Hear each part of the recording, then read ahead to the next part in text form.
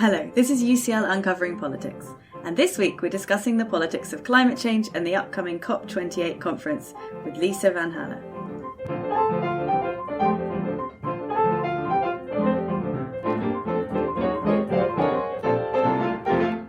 Hello, my name is Emily McTurnan, and welcome to UCL Uncovering Politics, the podcast of the School of Public Policy and Department of Political Science at University College London.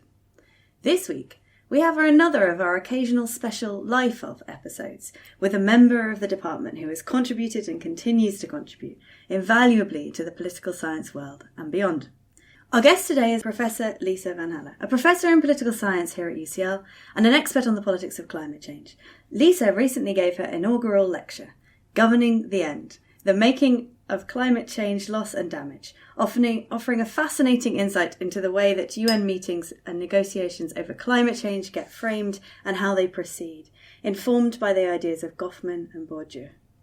But this is only one facet of Lisa's research. She also examines the ways that civil society organisations engage with the law to shape policy and social change, both around climate change and around equality and human rights, including in her award-winning first monograph, Making Rights a Reality: Disability Rights Activists and Legal Mobilization. Her academic career to date has spanned the universities of Oxford and the LSE, and of course, UCL. She has held visiting positions in the EHESS Paris, at the European University Institute in Florence, and at the Centre for the Study of Law and Society at the University of California, Berkeley.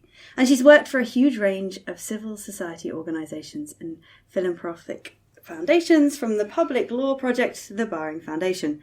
And I'm delighted that Lisa joins us now. Lisa, welcome back to the podcast. Thanks, Emily. It's such a pleasure to be here. The subject matter of your fascinating inaugural lecture was climate change loss and damage, a very timely issue given the deal struck earlier this month over the Loss and Damage Fund. We'll be looking at the details of your research shortly, but for now, let's start with what we're talking about when we talk about loss and damage.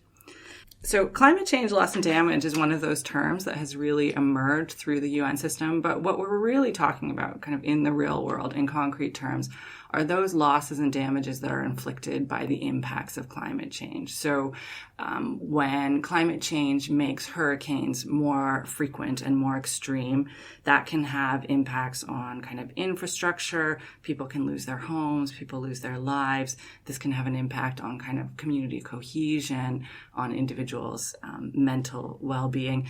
And there's a wide range of impacts that are being intensified or caused by climate change. And those follow-on impacts that we might think of as economic, or what are often referred to in that UN space as non-economic losses, kind of cover the breadth of the types of issues. And of course, that term non-economic, and I mentioned this in my inaugural lecture, is really unsatisfying. I'm pretty sure it's an economist that came up with that term, but it's really referring to those things that are kind of most important to human beings, kind of cultural identity, well-being, health, mental health, life, and kind of ecosystems that communities might depend upon. So it refers to a whole range of different harms, both tangible and intangible, that are caused by climate change. And so that's what's kind of talked about in this particular space that I study in the UN. Is there a clear distinction between the economic and the non-economic, or do they get run together? Is the fun thinking about dealing with these differently or in very much parallel ways? Yeah, I think in some ways it's a kind of false dichotomy, right? So if you think about something like health, which is categorized under that non-economic side of things, that of course has impacts on kind of business productivity, and things like loss of infrastructure might have really important impacts on community cohesion. So any of these particular types of losses that we might look at has both economic and kind of dimensions that affect kind of environmental, social, political types of issues. And where are we at with the fund? So COP27 was a huge breakthrough, is that right? That's right, yeah. So in Sharm el-Sheikh last year, it was really hailed as kind of a monumental moment when it was agreed that there would be, and the decision text coming out of the UN was very specific that this was the introduction of a new loss and damage dedicated fund and financial arrangements. And that language, when you look at it really closely, very much is kind of representing the compromise that was reached between developed countries who were arguing, look, we have funding mechanisms already that exist that deal with this kind of thing. Let's just use them. And they're thinking about kind of humanitarian assistance or disaster risk management type funds. Or sustainable development more generally. Developing countries really wanted a new and dedicated fund to make sure that that funding is going to be additional and not just kind of rebranding funding or development aid that's already being given. So over the last year, there's been a UN committee, and this is where we see these kind of big breakthroughs at COPs. But actually what you really need to do, and what our project has been doing, is really following what happens in those bureaucratic processes that follow the big COP decisions and the newspaper headlines. And so a committee called the Transitional Committee has been meeting. They were meant to meet 4 times and come up with a series of recommendations for COP28 coming up in Dubai in a couple of weeks' time. At the end of the 4th meeting, things kind of fell apart. There was a stalemate. So they had a kind of hastily scheduled 5th meeting at the beginning of this month and did come up with some text. So there was a lot of contention around the decision, which was put forward as a take it or leave it decision. And so procedurally, I think some of the members of that committee were unhappy about that outcome. But there is a text that's now going to COP28. So it'll be interesting to see what happens at COP28, whether that kind of holds together or whether it's unpicked in discussions as countries come with their various needs or demands that weren't met by that text. Before we get into the details of your look behind the scenes of all of these processes and the things that you found, let's pause to talk a little bit about your earlier work. So in addition to looking at how organisations can use the law to address climate change, you've also explored how organisations use it to address human rights and equality. Could you tell our listeners a little bit about that strand of your research? Yeah, sure. So I have, for the last 15 years really been studying what we talk about in the socio-legal literature as legal mobilization, this mobilization of law in pursuit of policy or even broader social goals. And so what I did earlier in my career and continue to do, through some of this work on climate change and otherwise, is look at how particularly groups that are interested in enhancing equality across society or promoting human rights, how and why they might turn to the courts as opposed to legislative arenas or other kinds of regulatory bodies, and look at kind of why some groups do that and why they don't, and then what happens when they do. So my first book was focused on disability rights movements in Canada and the UK, and in that I tried to apply a sociological institutionalist theoretical approach to explain why some groups, when they adopted a certain understanding of disability, a social model of disability, we would refer to it, which really understands disabled people primarily as citizens rather than as recipients of welfare benefits or through a medical model lens. And what I found is that those organizations that were early adopters of this social or human rights model of disability were more likely to turn to the courts. And what I was trying to do there was overturn more conventional wisdom that said, groups are more likely to go to the courts if they have more funding or if they're having more difficulty in the kind of existing political opportunity structure to have an influence on the kinds of goals that they have. And what I tried to argue is that this identity and organizational based analysis better explains when some of these groups are able to go to court. And that was, I think, a really important area of work. It's starting to influence the kind of thinking that I'm doing at the moment at the intersections of disability and climate change. And so thinking about climate change impacts and what is that like for disabled people, across the world. But I've also had the privilege of working with a number of organizations in helping their thinking about where and how the law might be useful for civil society organizations trying to advance or, in the current context, really kind of protect existing human rights, particularly in this country. What do you think explains that connection between wanting to go to the law and having this social model disability where you think disability is about how society is disabling you rather than interpreting it as a lack in the person? Yeah, what I found was that really among kind of the early activists, and this was true across Canada and the UK, was that leaders in particularly had, I guess, what you might refer to as like an aha moment, where they really began to see themselves differently and began to push within the organizational ecosystem, both by creating new, more radical disability rights organizations, but also working within existing, more traditional organizations that were still stuck in a medical model of disability.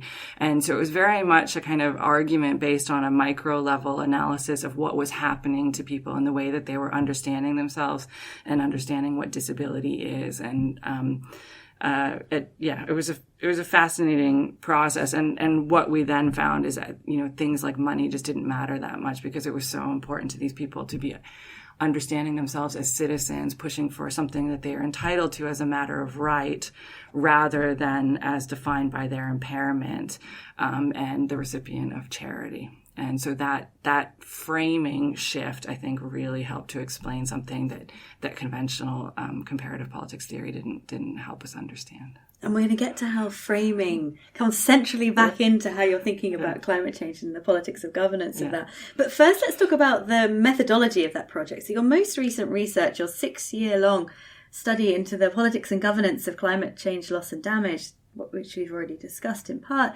has focused on ethnographic research into UN meetings and negotiations. And I see here that you've done about 400 hours of observational activity, in addition to over 150 interviews with diplomats, policymakers, UN Secretariat staff, experts and activists. Could you tell our listeners about why you chose this kind of approach to trying to get to grips with what's going on behind the scenes at the UN before these pronouncements are made? Yeah, I was really influenced about a decade ago when interpretivist scholars in political science started to bring in these kind of methods and techniques that were used in other disciplines, mainly anthropology, right, where ethnography is kind of the core of what you do, but also sociology, and we have colleagues in geography that use this particular method, but it really hadn't been used in kind of modern political science. And so when I first started working at UCL, I was teaching a course on qualitative methods as political scientists were starting to think really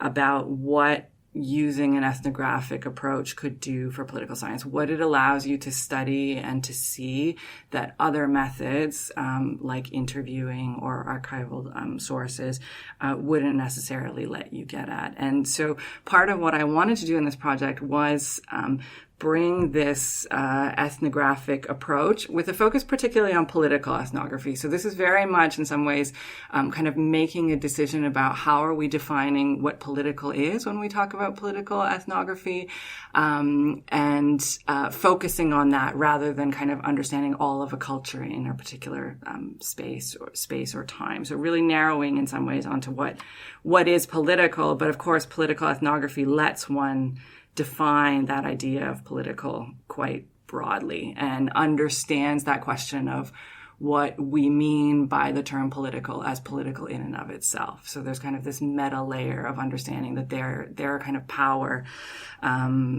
dynamics at play when we talk about what is political work and what isn't. Maybe you could tell our listeners a little bit more, for those who aren't as familiar perhaps with anthropology, about what's different between the standard interview methods, perhaps of the College of Political Scientists, and someone who's taking ethnography and ethnographic methods more seriously. So ethnography is a method, and different people speak about it differently. A kind of very simple way of understanding it is a kind of deep hanging out. So you're spending time in a place, watching people, interacting with people. We might think of it as participant observations, though I think it's something a little bit distinctive from participant observation. But so when we're doing interviews within this kind of ethnographic sensibility that we adopted, a lot of what we've seen or have read or have, kind of observed then becomes the subject of the interview, to try and help create with the interviewee a shared understanding of some of the things that we've seen that might be puzzling. So let me give you an example. So in the first meetings I went to of this UN committee, I spent hundreds of hours watching. People kept using the term catalytic. They're like, this as a committee, we need to be catalyzing. Our effect is catalytic. And it was a term I don't really use in my daily life, but it was used kind of disproportionately in this committee. And when I began talking to people saying, what do you mean when you say that? It was really interesting because developed country negotiators or members of this committee would say, well, we can't really do that much within this UN Framework Convention on Climate Change. So what we're trying to do is get other organizations to do things. And developing country negotiators I spoke to said this, when developed countries use this term in these meetings, it makes us cross, because what they're trying to do is make sure that the things that we're talking about are not governed by a lot of the principles that we uphold within this convention space, like the precautionary principle or, kind of equity or fair, kind of a fair share approach. And so that term, in some ways was kind of a dog whistle term within that particular space, but I didn't know that coming in. So that's a little bit how that kind of observation work, I think, is complemented really nicely by the interviews, that would be different from a very semi-structured approach when we talk about doing interviews where you ask the same kinds of questions of every participant. That's a fascinating example. Did you find the representatives were willing to engage with this research? Or, because you say you're hanging out, extensive hanging out. Were they willing to do that? Yeah, I mean, there are like really interesting kind of questions of ethics and kind of what you have access to and what you don't get to see. And so that's something we've had to navigate really carefully. But of course, when we approach people for interviews, there's kind of an explicit consent discussion around that. I have found that developing country negotiators have, on the whole, been more willing to speak to me on the record, at least. Which is interesting because, of course, they have a lot more on their plate often. Those delegations tend to have less capacity in the negotiations. So I think there's been a generosity on their part. But of course, they probably understand this as a way of kind of getting their viewpoint and perspective out there. But on the whole, I think we did pretty good. We had to push pretty hard to get some developed country negotiators to speak to us, and some did, but not on the record. And so that was really useful for kind of background information.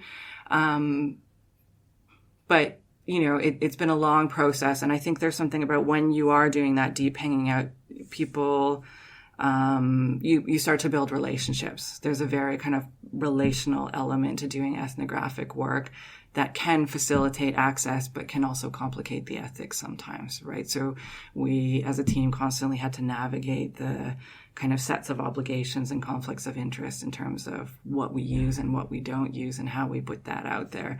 And part of what I'm doing now, having written up the manuscript, is trying to go back as much as possible to check with people that they're happy and with the kind of interpretation that we've done. But of course, not everyone's going to be happy, and that's just the nature of academic work.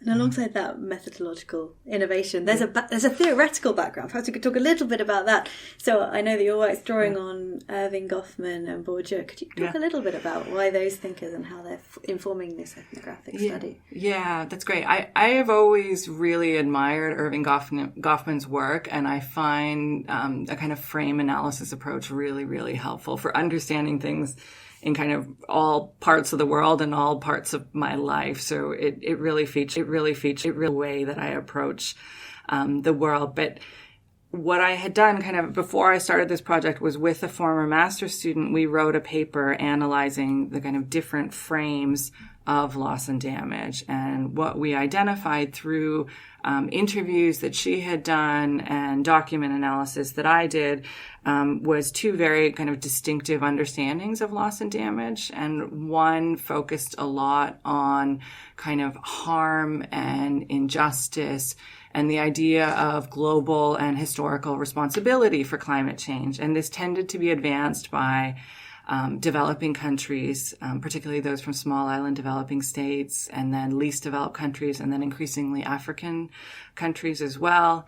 And this is very much underpinned by a kind of justice framing of the problem of climate change loss and damage.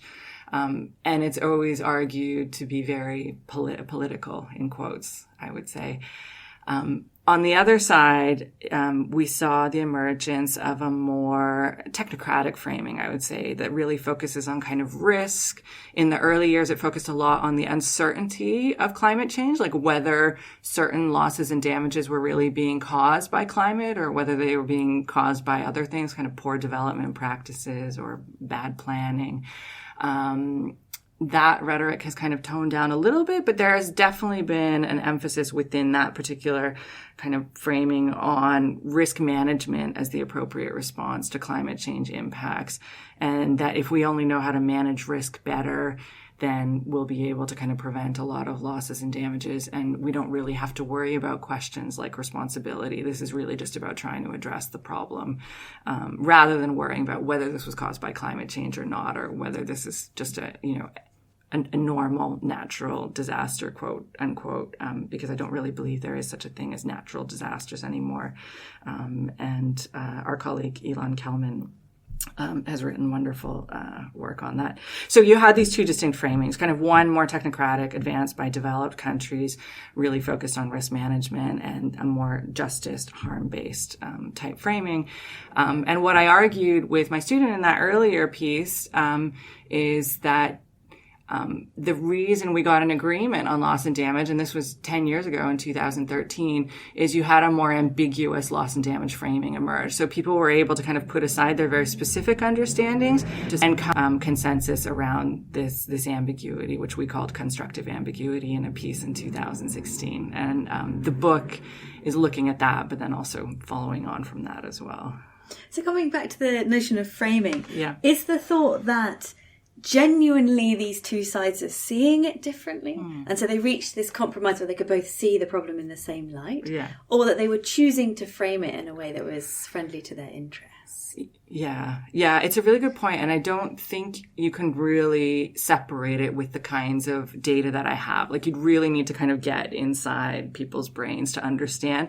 But the thing I like about Irving Goffman's framing approach is he allows for both a kind of more sincere and a strategic framing. And so it doesn't necessarily really matter. Partly what we're trying to do is understand what is that framing doing in the world.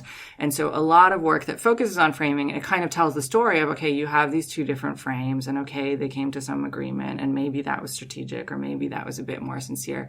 But part of what I've been doing in the book is trying to understand kind of why does that framing matter, right? What is it doing in the world? And the story I'm trying to tell is how that has then shaped the kinds of bodies and policies and institutions that are emerging in this particular space and that have emerged over the last decade. Are there any outliers? Are there any who should be on the developing nations side and end up being risk framers? Or is it pretty consistent along the way? I mean, in some ways I'm presenting it very much as an ideal type, but a lot of the people on the developing country side say, yeah, of course, risk management is a part of the response, or insurance is a useful mechanism for dealing with loss and damage, which I would generally think about as a risk management approach. But what they then say is, but we need a lot more. We need something that looks more like reparations and compensations, and insurance needs to be kind of delivered in a way that is going to be useful for the poorest people in society as well. And if that's not possible, then we need to find other ways of looking after those kinds of communities. What I have noticed in the ethnographic work, and one of the things I love about the ethnography is, political behavior isn't just about text. It's not just about what people say. It's not just about what's written. And so when we kind of analyze minutes, we have to understand that the decision about what's included or isn't is already a political decision. But watching these meetings, it's been really interesting. So your question makes me think of that, because one of the members from a developed country in one of the first meetings he attended said something that really kind of fit along this script, the kind of developing countries script more. And he said something along these lines of like, well, we need to be fair in the way that we do this, or maybe this needs to be thought about through a justice lens. And, I just saw the kind of heads of other developed country members of this committee kind of snap up and like look at him and glare. And that's, nothing was said in that moment, but the body language said everything.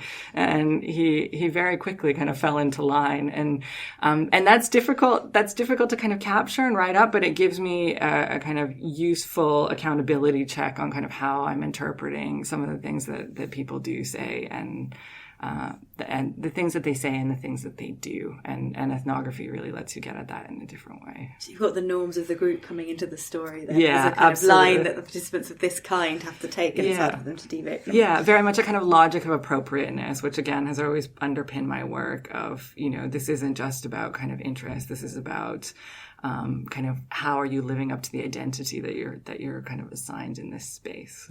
And in the loss and damage case, this is one of those cases where the two different framings, they come to an agreement. Mm-hmm. So is this a case, are you then thinking, this is very optimistic, things are going well, or are you worried about these differences of framing making a difference when it comes to implementation? What's the story? Yeah, it's a great question. And that's very much been the learning over the last 5 or 6 years as we've been doing this project. So when I first wrote that paper with Cecilia Hestbeck in 2016, I think we were coming from a place of optimism in some sense of like this is one of the issues most important to the very poorest countries in the world, and this is a good thing.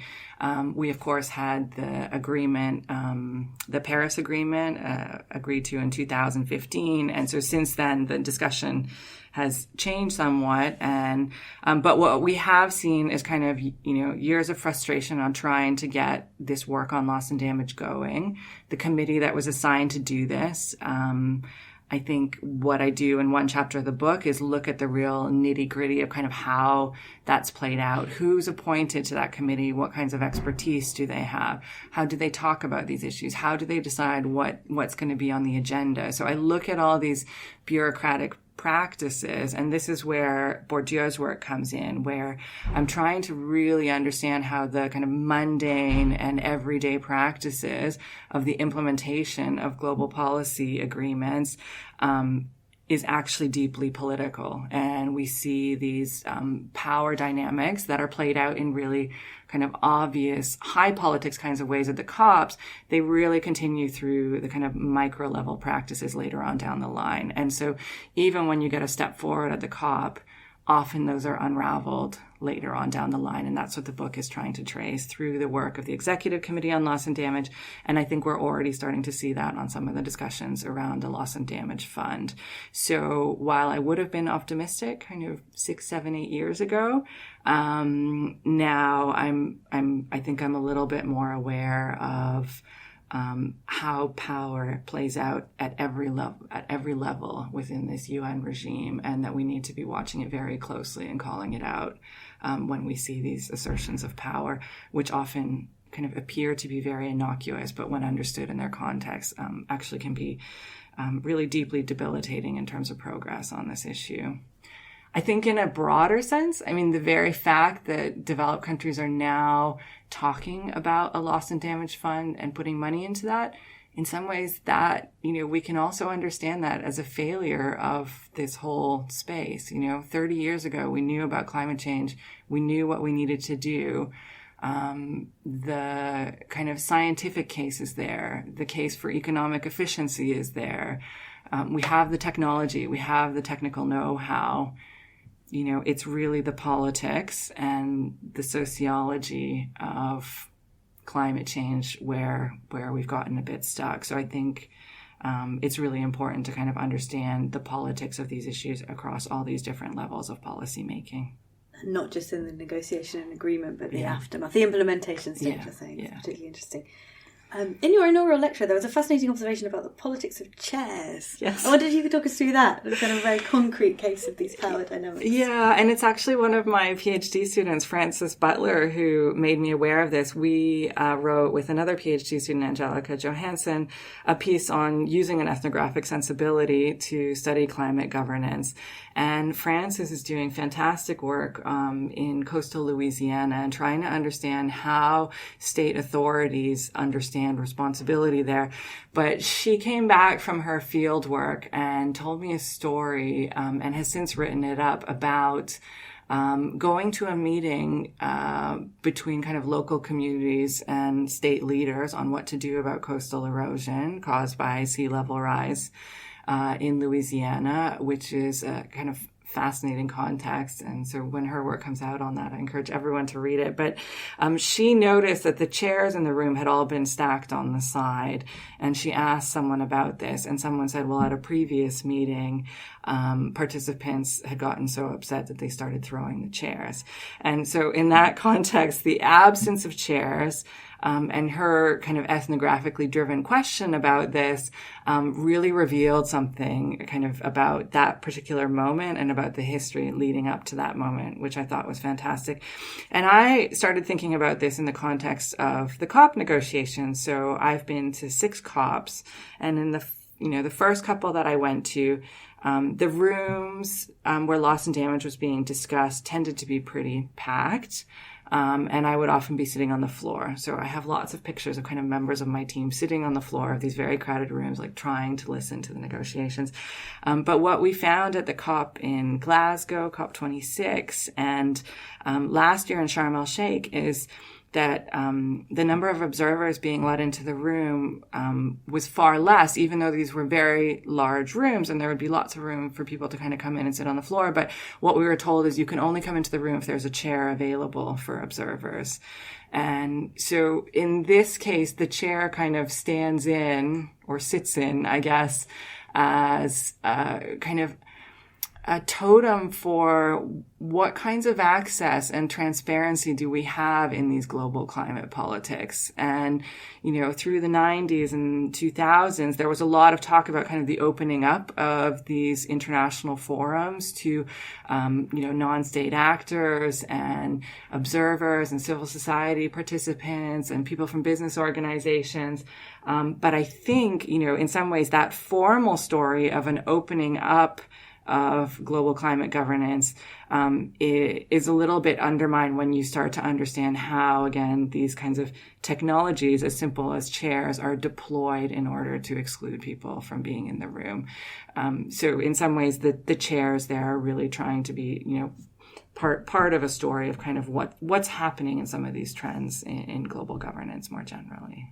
And as we move into these questions about implementation and what happens after the agreement, you're beginning to look, I understand, into national level actors as well as thinking about what's going on at the UN and this high level, very international context.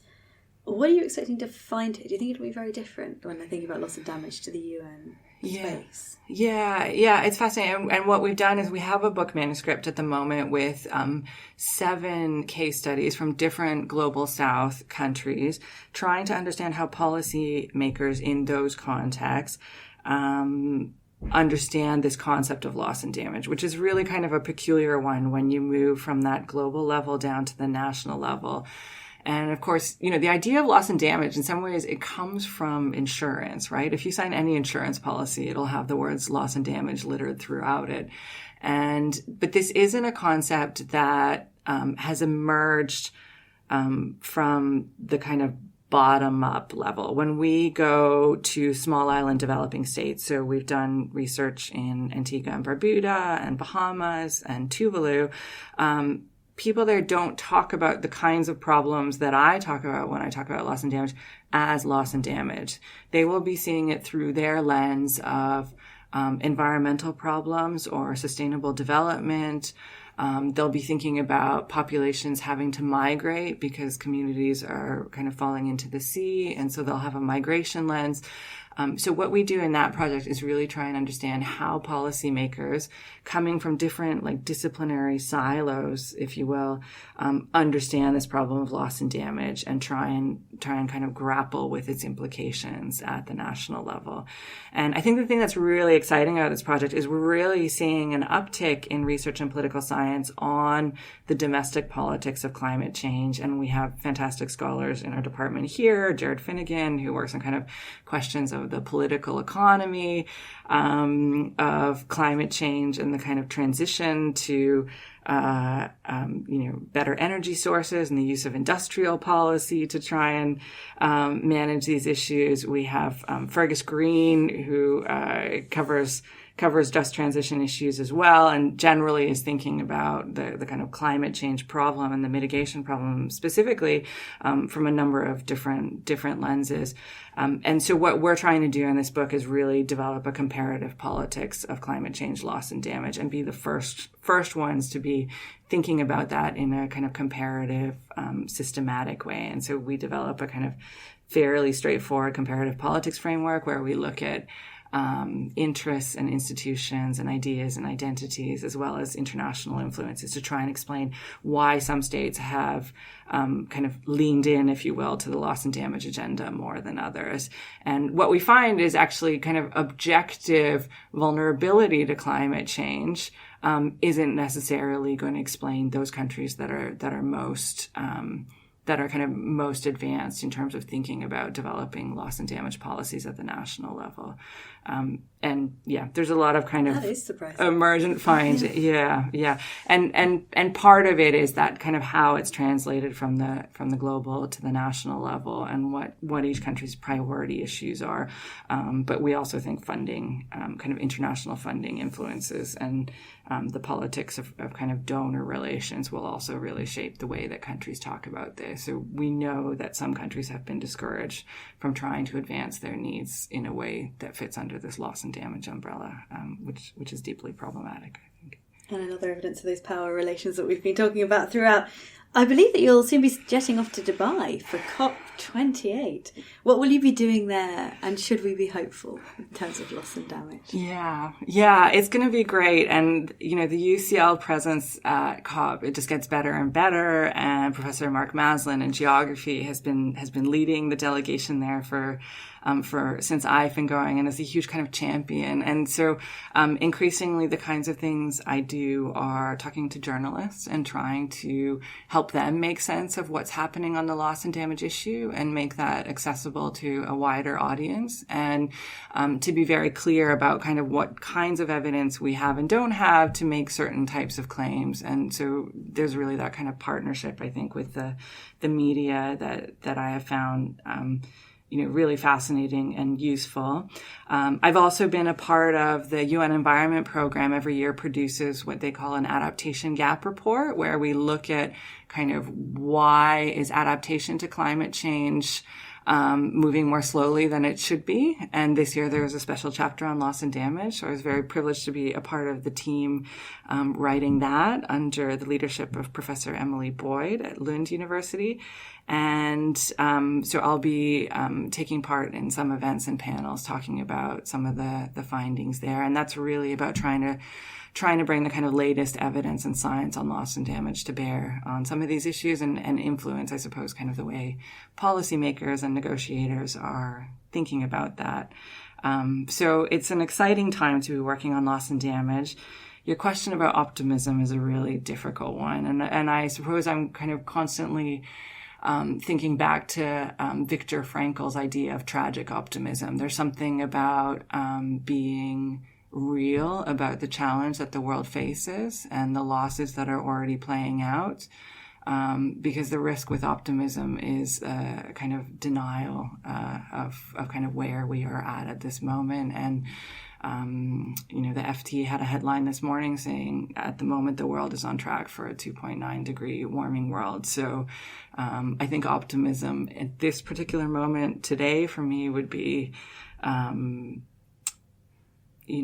kind of to be sitting in a state of denial, and I don't want to do that. I want to be real about where we are, but use that understanding and the agency that comes with that knowledge to try and do something about it. So that's where I sit today on this. And UCL, of course, is leading on this. We have the new grand challenge on the climate crisis, which is really about kind of bringing together everyone across UCL who's trying to do work on climate change and really elevate that theme within UCL. So I think there are really exciting opportunities coming up. So within the UCL context, I'm really optimistic about what this university can do on this particular problem. Thank you, Lisa. We've been exploring the career and research of Lisa Van Halle, and especially her research onto the politics of climate change, loss and damage. Lisa's upcoming book on the UN, Governing the End, The Making of Climate Change, Loss and Damage, is currently under contract with the University of Chicago Press's Law and Society series. Next week, we'll be examining history and archival research in political science. Remember, to make sure you don't miss out on that or other future episodes of UCL Uncovering Politics, all you need to do is subscribe. You can do so on Apple, Google Podcasts, or whatever podcast provider you use. And while you're there, we'd love it if you could take a moment of time to rate or review us too. I'm Emily McTernan. This episode was researched by Alice Hart and produced by Eleanor Kingwell-Banham. Our theme music is written and performed by John Mann. This has been UCL Uncovering Politics. Thank you for listening.